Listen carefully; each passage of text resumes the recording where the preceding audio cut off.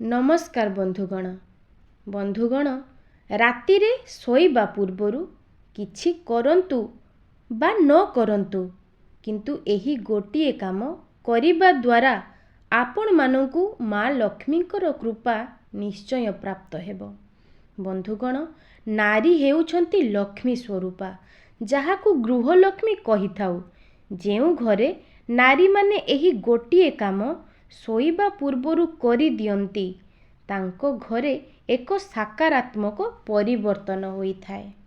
बंधुगण आपण मानंको घरे जिए भी विवाहित महिला अछंती से जदि एई गोटिए काम को करि दियंती ना आपण माने निजे देखिबे गोटिए मास भितरे आपणको घरे कौन कौन सबु परिवर्तन हेउछि। तेबे बंधुगण आपण मानकु केउ उपाय करिवार अछि सेही उपाय विषय रे आज मु एही भिडियो रे आपण मानकु कहिबी। तेणु आपण मानकु विनम्र अनुरोध करूछि भिडियोटी को आपण माने शेष पर्यंत देखंतु। बंधुगण ठाकुर घर जेमिति गोटे पवित्र स्थान ठीक सही भली रोसेई घर भी गोटे अत्यंत पवित्र स्थान जेउठारे कि स्वयं माँ अन्नपूर्णा बास करती। जेउ घरर नारी माने जानतरे हेउ कि अजाणतरे हेउ किछि भूल करि दियंती केवल तांकर से गोटे छोटिया भूल पाई संपूर्ण परिवार उपरे माँ लक्ष्मी रुष्ट होई जानती। माँ लक्ष्मींकर रागिबार अर्थ घर को आपे आपे दारिद्रता माड़ी आसी थाए एवं अशांति कलह एपरी सबु समस्या घर को आपे आपे चली आसी थाए। तेणु बंधुगण घरर नारी माने कि अन्य सदस्य माने मध्य एमिति छोटिया छोटिया भूल को केबे भी करिबा उचित नुहे। बंधुगण जेउ घरर विवाहित महिला माने राति समय रे सोइबा पूर्वरु केवल गोटिए काम तांकर रोसेई घरे करि दियंती तेबे माँ लक्ष्मी को कृपारु सेई घरे केबे भी अन्न जनित धन जनित समस्या केबे भी रहे नाही। ऐश्वर्य स्वरूपा माँ लक्ष्मी स्वयं तांको घरे निवास करिथांती। तो बंधुगण आसंतु जानिबा सेई कामटी कौन। जेउ उपायटी को राति रे सोइबा पूर्वरु आपण मानकु करिवार अछि। बंधुगण गोटिए घरर बहु जहार अधिकरु अधिक समय से रोसेई घरे ही कटि थाए माँ लक्ष्मींकर साक्षात कृपा तांको उपरे रही थाए।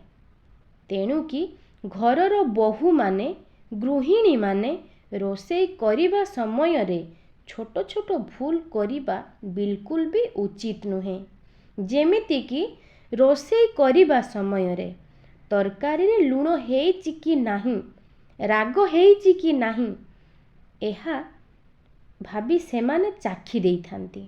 एहा हेउछि सबुठारु बड़ भूल करूचंती आज्ञा जहा द्वारा कि जेउ सबु खाद्य पदार्थ आपण रांधुचंती ना सेई सबु खाद्य पदार्थ ओइठा हेइ जाई थाए एवं सेई ओइठा खाद्य को आपण माने कोन करंती ना आपणको घरे थिबा गुरुजन माननको आपण परोसी दियंती कि जिए भी आपणकर सासु हुअंतु कि ससुर हुअंतु बा स्वामी हुअंतु बापा माँ सेमानंकु आपण परोसी थांती। सबु बेले मने रखिबे बंधुगण घरर बहु जेउ खाद्य को ओइठा करि दियंती सेही खाद्य केबे भी गुरुजन माने खाइबा उचित नुहे। तेणु कि आपण माने केबे भी रोसेई करिबा समय रे खाद्य पदार्थ को चाखंतु नाही एहा द्वारा माँ लक्ष्मी रुष्ट होइथांती। तो बंधुगण आपण माने तो निश्चय देखिथिबे अनेक घरर बहु माने कौन करंती ना रोसेई करुथिबा समय रे मध्य मोबाइल रे कथा हेई हेई मध्य रोसेई करिथांती बा किछि वीडियो देखि देखि रोसेई करिथांती। एहा भी बिल्कुल करिबा उचित नुहे आज्ञा। आपण माने करूचंती कि जदि आपण माने मध्य एमिति करूचंती आपण मानकु मु अनुरोध करूछि ଏମିତି କରନ୍ତୁ ନାହିଁ। ଆଜ୍ଞା, ଜାଣିଛନ୍ତି, ଯେଉଁଦିନ ଆମେ ରୋଷେଇ କରିବା ସମୟରେ ମନ ଧ୍ୟାନ ଦେଇକି ଶ୍ରଦ୍ଧାର ସହିତ ମା ଲକ୍ଷ୍ମୀଙ୍କୁ ସ୍ମରଣ କରି ରୋଷେଇ କରୁ, ସେଇଦିନ ଯେଉଁ ସବୁ ରୋଷେଇ କରିଥାଉ ନା, ବହୁତ ସୁସ୍ୱାଦୁ ହୋଇଥାଏ ଏବଂ ସମସ୍ତଙ୍କୁ ସେଇ ଦିନର ଖାଦ୍ୟ ବହୁତ ପସନ୍ଦ ମଧ୍ୟ ଆସିଥାଏ। କିନ୍ତୁ ଆପଣ ଦେଖିବେ, ଯେଉଁଦିନ ରୋଷେଇ କରିବା ସମୟରେ ଯଦି ଆପଣ ଚିଡ଼ଚିଡ଼ ହେଇକି ରାଗିକି ଅଶାନ୍ତି ମନରେ ରୋଷେଇ କରୁ, ସେଦିନ ଯେତେ ତେଲ ମସଲା ଦେଇକି ରୋଷେଇ କଲେ ବି ବିଲକୁଲ ଖାଦ୍ୟ ପଦାର୍ଥ ସୁସ୍ୱାଦୁ କ'ଣ, ସୁସ୍ୱାଦୁ ତ ଦୂରର କଥା ଆଜ୍ଞା, ଆଖିକୁ ମଧ୍ୟ ଭଲ ଦେଖାଯାଇନଥାଏ, ବିଲକୁଲ ଭଲ ହିଁ ହୋଇନଥାଏ। ତେଣୁକି ଯେତେବେଳେ ବି ଆପଣ ରୋଷେଇ କରୁଛନ୍ତି, ଖୁସି ମନରେ ମା ଅନ୍ନପୂର୍ଣ୍ଣାଙ୍କୁ ସ୍ମରଣ କରି ରୋଷେଇ କରନ୍ତୁ। ଆଜ୍ଞା ହଁ, ଏଇ ଛୋଟିଆ ଜିନିଷଟି ଆପଣ ନିହାତି କରନ୍ତୁ, କାରଣ ଏହି ଛୋଟ ଛୋଟ ଭୁଲ ବି ଆପଣମାନଙ୍କୁ ବିପଦରେ ପକାଇ ପାରେ। ବନ୍ଧୁଗଣ, ଆପଣମାନଙ୍କ ଘରର ସମୃଦ୍ଧି ପାଇଁ ଏମିତି ଛୋଟ ଛୋଟ କାମ ସବୁ ବହୁତ ଗୁରୁତ୍ୱପୂର୍ଣ୍ଣ। ଆଜ୍ଞା, କେବଳ ଯେ ସମୃଦ୍ଧି ମହିଳାମାନଙ୍କ ପାଇଁ କି ମହିଳାମାନଙ୍କ କାମ ଦ୍ୱାରା ହେବ, ଏହା କଦାପି ନୁହେଁ। ପରିବାରର ସମସ୍ତ ସଦସ୍ୟଙ୍କ ମିଳିତ କାମରୁ ହିଁ ଘରର ସମୃଦ୍ଧି ହୋଇଥାଏ। ଆପଣମାନଙ୍କର ଛୋଟ ଛୋଟ ଭୁଲ ବି ଆପଣମାନଙ୍କୁ ସୁଧାରିବାର ଅଛି, ଯାହାଦ୍ୱାରା କି ମା ଲକ୍ଷ୍ମୀଙ୍କର କୃପା ଆପଣମାନେ ପ୍ରାପ୍ତ କରିପାରିବେ ଏବଂ ଆପଣମାନେ ଉପଯୁକ୍ତ କର୍ମ କରିଚାଲନ୍ତୁ ଏବଂ ବିଶ୍ୱାସ ରଖନ୍ତୁ, ଉପଯୁକ୍ତ ଫଳ ମଧ୍ୟ ଆପଣମାନଙ୍କୁ ଆପେ ଆପେ ମିଳିଯିବ। ତେବେ ବନ୍ଧୁଗଣ, ରାତ୍ରି ସମୟରେ ରାତ୍ରିରେ ଶୋଇବା ପୂର୍ବରୁ କ'ଣ କରିବାର ଅଛି ନା, ଆପଣମାନଙ୍କୁ ଯାହାକି କରିବା ଦ୍ୱାରା ଆପଣଙ୍କ ଘରକୁ ସମୃଦ୍ଧି ଆସିବ। ଆସନ୍ତୁ ଜାଣିବା ବନ୍ଧୁଗଣ, ପ୍ରତ୍ୟେକ ଦିନ ରାତ୍ରିରେ ଘରର ମହିଳାମାନେ ଏହି କାମଟିକୁ କରିବାର ଅଛି। ରୋଷେଇବାସ କରିସାରିବା ପରେ ଏହି ଉପାୟଟି କରିବେ। କିନ୍ତୁ ବନ୍ଧୁଗଣ, ଋତୁସ୍ରାବ ସମୟରେ ଆପଣ ଏହି କାମଟି କରନ୍ତୁ ନାହିଁ। ଆପଣଙ୍କ ପିରିୟଡ଼୍ସ ହେବାର 6 ଦିନ ପରେ ଯେଉଁଦିନ 7 ଦିନ ହେଉଛି, ସେହି 7 ଦିନ ମୁଣ୍ଡ ଧୋଇ ଗାଧେଇ ସାରିବା ପରେ ଏହି ଉପାୟଟି ଆପଣମାନେ କରନ୍ତୁ। ରାତ୍ରିରେ କ'ଣ କରିବେ ନା, ରାତ୍ରିରେ ଯେତେବେଳେ ରୋଷେଇ କରିସାରିବା ପରେ ରୋଷେଇ ଘରକୁ ଭଲ ଭାବରେ ସଫା କରିଦିଅନ୍ତୁ। ଯାହା ବି ଅଳିଆ ଥିବ ତାକୁ ନେଇ ଡଷ୍ଟବିନ୍ରେ ଫିଙ୍ଗିଦେବେ ଓ ଅଇଁଠା ବାସନକୁ ଆପଣମାନେ ଧୋଇ ନେବେ। ଗ୍ୟାସ୍ ଚୁଲା ଯାହା ବି ଅପରିଷ୍କାର ହୋଇଯାଇଥିବ ତାକୁ ଭଲ ଭାବରେ ପୋଛାପୋଛି କରିନେବେ ଏବଂ ସଫା କରିସାରିବା ପରେ 5ଟି କି 7ଟି କି 9ଟି ହେଉ ଲବଙ୍ଗ ନେବେ।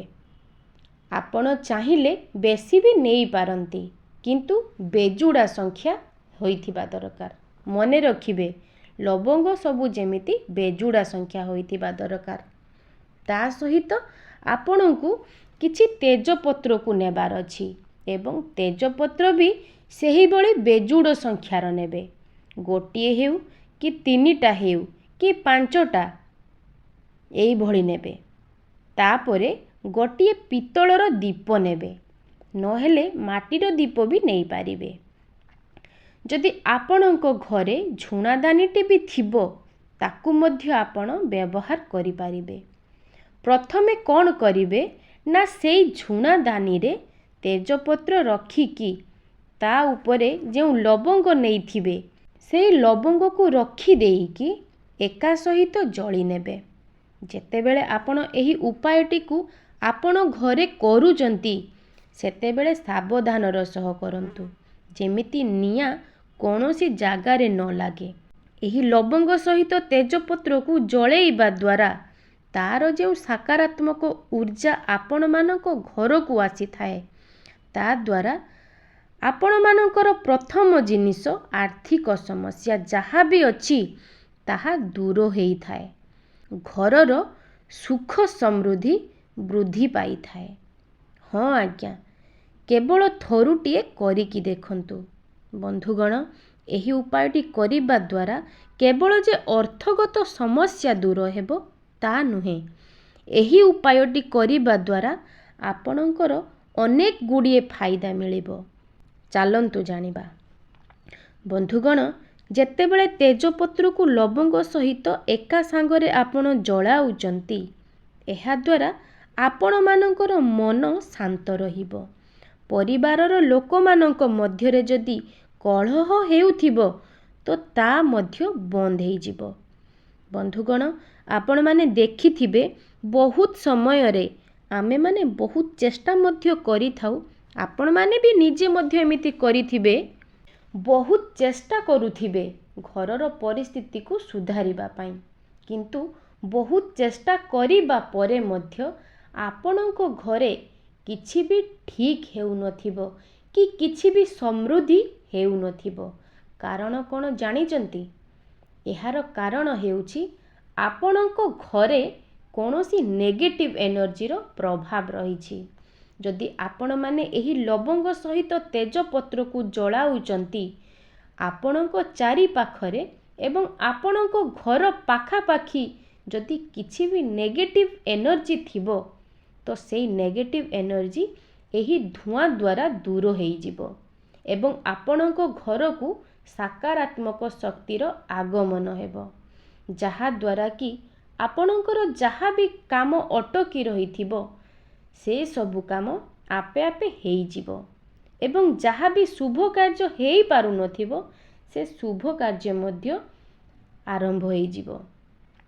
ଆପଣଙ୍କ ଘରେ ଯେଉଁ କଳହ ଲାଗି ରହିଥିବ ସେ କଳହ ମଧ୍ୟ ଦୂର ହେଇଯିବ। ତେଣୁ ବନ୍ଧୁଗଣ, ଆପଣମାନେ ନିଜ ପରିବାରର ଲୋକମାନଙ୍କୁ ଏହି ନେଗେଟିଭ୍ ଏନର୍ଜିରୁ ରକ୍ଷା କରିବା ପାଇଁ ଏହି ଉପାୟଟି ଥରେ ମାତ୍ର କରିକି ଦେଖନ୍ତୁ। ଦେଖିବେ ଆପଣ ନିଜେ ହିଁ ନିଜର ଭାଗ୍ୟକୁ ପରିବର୍ତ୍ତନ କରିଦେଉଛନ୍ତି। ନିଜ ଘରକୁ କେମିତି ଆପଣଙ୍କ ଘରକୁ ସମୃଦ୍ଧି ଆସୁଛି ଆପଣ ନିଜେ ହିଁ ଦେଖିବେ।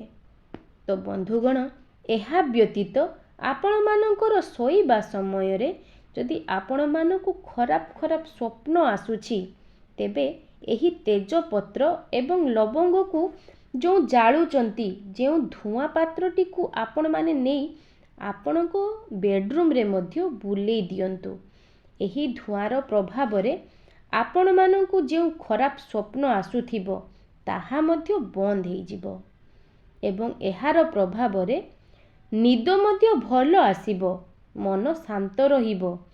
ଥରୁଟିଏ କରନ୍ତୁ, ସତ କି ନାହିଁ ତାପରେ ଆପଣମାନେ ନିଜେ ହିଁ ବିଶ୍ୱାସ କରିବାକୁ ଲାଗିବେ।